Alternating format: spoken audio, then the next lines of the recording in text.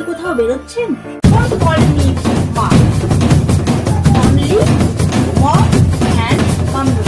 এটা শুনে গা কিরকম কিরকম যেন চিপচিপ লাগে। মা, আপনি কি বাইরে থেকে খেয়ে আসবেন না বাড়িতে খাবেন? না মানে আমি রান্না বসাবো, তো আপনি যদি খান তাহলে রান্না বসাবো।